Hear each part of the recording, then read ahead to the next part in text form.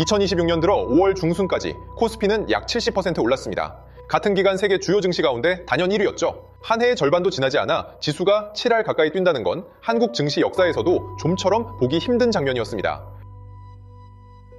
그런데 그 화려한 숫자 뒤에는 묘하게 이상한 사실이 하나 숨어 있었습니다. 한국경제 분석에 따르면 작년 마지막 거래일에 코스피 종목을 아무거나 하나 샀다면 무려 92% 확률로 지수 상승률을 따라가지 못했다고 합니다. 다시 말해 눈을 감고 종목을 골랐을 때 10의 9은 시장 평균보다 못한 성적표를 받았다는 뜻이죠. 92%라는 숫자가 무서운 건 그게 운이 나빴던 소수의 이야기가 아니라 보통의 투자자라면 누구나 겪었을 확률이라는 데 있습니다. 지수만 보고 나도 70%쯤 벌었겠지 기대했던 사람 대부분이 사실은 그 평균에 한참 못 미치는 계좌를 들고 있었다는 뜻이죠. 코스피에 이름을 올린 947개 종목 가운데 연초보다 주가가 오른 종목은 44%뿐이었습니다. 절반을 조금 넘는 종목은 지수가 사상 최고를 찍는 동안 오히려 제자리 걸음이거나 뒷걸음질 쳤죠. 지수는 작년 10월부터 5천까지 가는데 85거래일, 6천까지 63거래일, 7천까지 47거래일이 걸렸습니다. 한 계단 오를 때마다 점점 빨라지더니 7천에서 8천까지는 단 8거래일이었죠. 마지막 1000포인트를 일주일 남짓에 주파했다는 건 그만큼 시장이 과열돼 있었다는 신호이기도 했습니다. 그리고 그렇게 가팔랐던 만큼 5월의 코스피는 그 어느 때보다 격렬하게 출렁였죠. 5월 15일에는 장중 8,040유까지 올라 사상 최고점을 찍었고 불과 나흘 뒤인 5월 19일에는 고점 대비 9.6% 넘게 무너졌습니다. 그러다 5월 21일에는 하루 만에 8.4% 넘게 튀어올라 역대 최대 상승폭을 기록했죠. 위로도 아래로도 기록을 갈아치우는 어지러운 장세였습니다. 숫자만 보면 분명히 호황인데 막상 자기 계좌를 열어본 사람들의 표정은 좀처럼 밝아지지 않았죠. 뉴스에서는 사상 최고치라는 헤드라인이 매일같이 흘러나오는데 정작 내 평가손익 화면은 빨갛지도 파랗지도 않은 어정쩡한 숫자에 머물러 있었습니다. 그 어긋남이 만든 박탈감은 손실을 봤을 때와는 또 다른 종류의 답답함이었죠. 지수가 올랐으니 내 주식도 당연히 올랐겠지라는 익숙한 생각이 바로 이 지점에서 처음으로 어긋나기 시작합니다. 전문가들은 소수 업종만 위로 솟구치고 나머지는 가라앉는 이런 장세를 알파벳 모양을 빌려 K자형 장세라고 불렀습니다. 그렇다면 같은 코스피 안에서 누구는 촉포를 쏘고 누구는 조용한 이 격차는 대체 어디서 온 걸까요?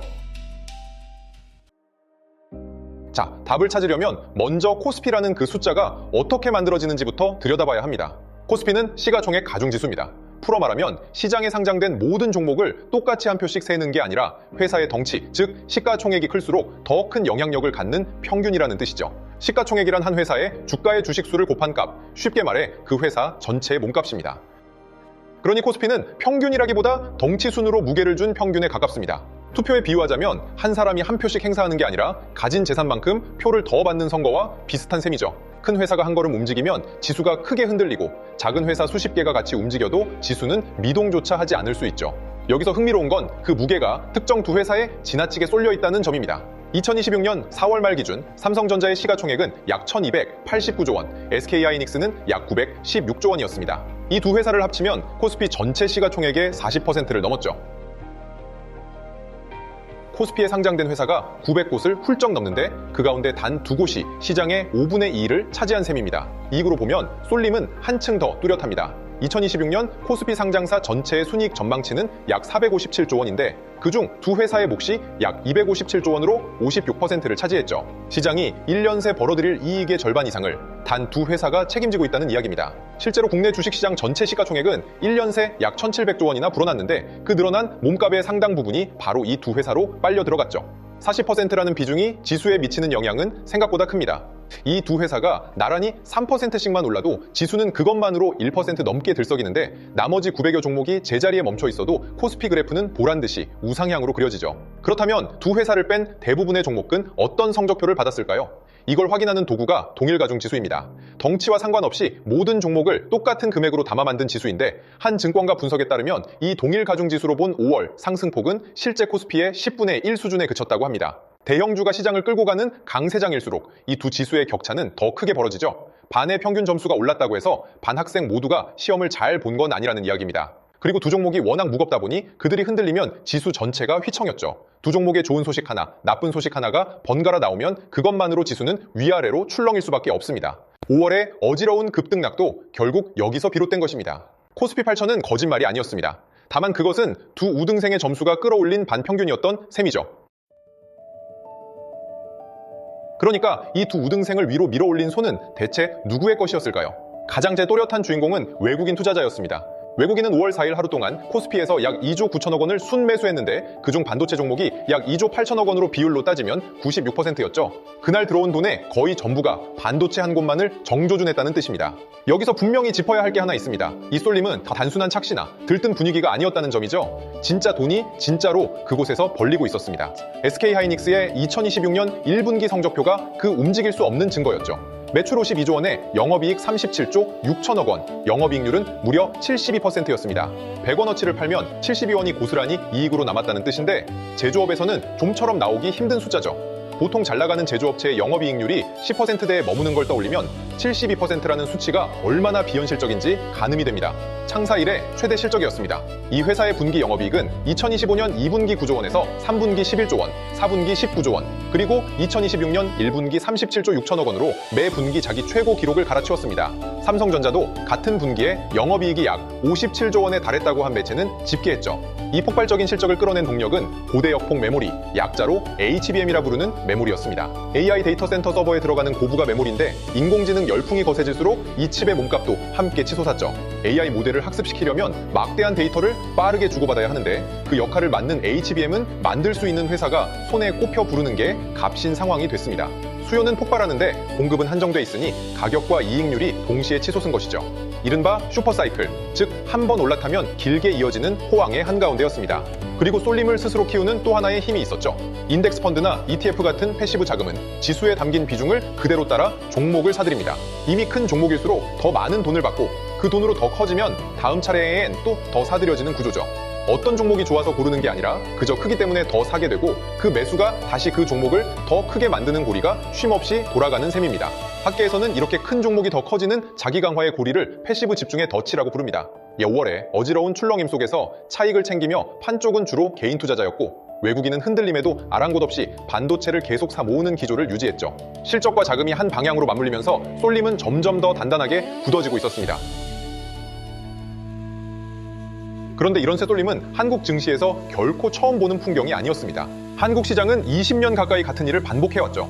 2007년 무렵에는 중국 관련주가 시장을 끌었고 2010년대 초에는 자동차와 화학과 정유를 한데 묶은 이른바 차화정이 주도했으며 2020년에서 2021년에는 바이오와 배터리와 인터넷과 게임을 묶은 BBIG가 그 자리를 차지했습니다. 시대마다 주인공의 이름표만 바뀌었을 뿐 소수가 시장을 끄는 구도 자체는 똑같았죠. 진짜 문제는 그 쏠림이 풀릴 때 무슨 일이 벌어졌느냐입니다. 2000년 IT버블 당시 코스닥 지수는 16개월 만에 6배로 치솟았다가 고점에서 84%나 폭락했습니다.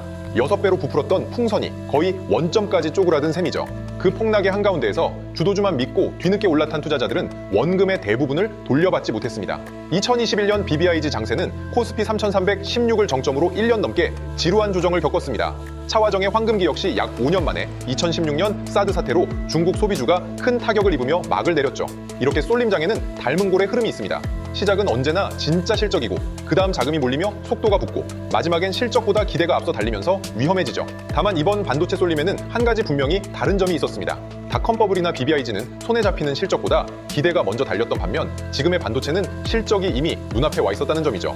그래서 이번 장세를 단순한 거품이라고 잘라 말하기는 어려웠습니다.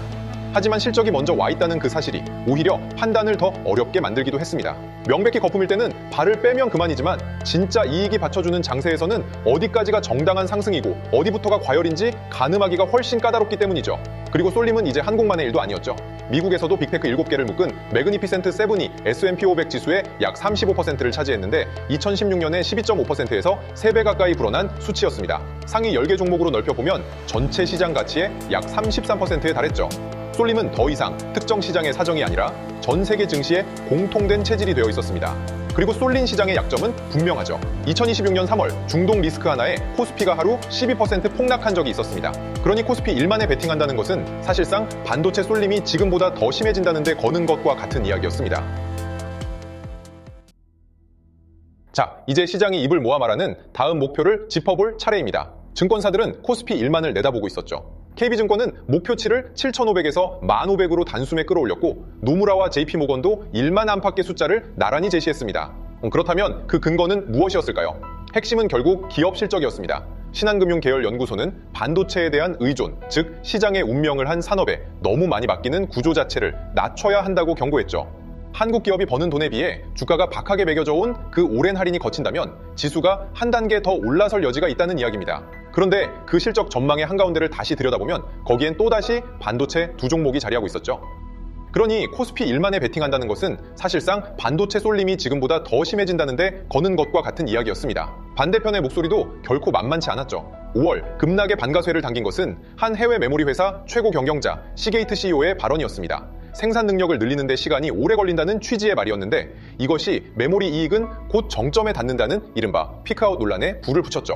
호황이 한창일 때 이제 곧 내리막이라는 경고가 나온 셈입니다. 피크아웃을 걱정하는 쪽은 메모리 가격이 높을 때 너도 나도 증설에 뛰어들면 결국 공급이 수요를 앞질러 가격이 무너지는 일이 반복돼 왔다고 지적합니다. 반대로 낙관하는 쪽은 AI 수요가 워낙 거대해 당분간은 그 둑이 쉽게 무너지지 않을 거라고 맞서죠. 신한금융계열연구소는 반도체에 대한 의존, 즉 시장의 운명을 한 산업에 너무 많이 맡기는 구조 자체를 낮춰야 한다고 경고했죠. 빚을 내투자하는 신용융자장호도 5월 중순 36조 원을 넘어 사상 최대를 기록했는데 연초보다 약 18% 늘어난 뚜렷한 과열 신호였습니다. 모두가 환호하는 사상 최대 실적이 사이클의 정점에서는 오히려 가장 위험한 경고일 수도 있죠. 물론 메모리 기업들이 장기 공급 계약을 늘려둔 만큼 과거 같은 공급 과잉은 재현되지 않을 거라는 반론도 있습니다. 어느 쪽이 맞든 한 가지만은 분명하죠. 코스피 8,000은 거짓이 아니라 평균의 상승이었지 모두의 상승은 아니었다는 사실입니다. 그렇다면 개인 투자자가 지금 점검할 것은 분명해집니다. 내 계좌가 특정 업종 한두 곳에 얼마나 쏠려 있는지부터 들여다보는 일이죠. 그러니 쏠림이 부담스럽다면 모든 종목을 고르게 담는 동일가중 ETF가 하나의 대안이 될 수 있고 무엇보다 길게 보고 분산하는 것이 흔들리는 시장을 견디는 오래된 원칙이죠. 자, 결국 내 계좌의 운명을 가른 것은 지수가 어디에 있느냐가 아니라 삼성전자와 SK하이닉스가 만든 그 쏠림에 내가 얼마나 실려 있었느냐였습니다.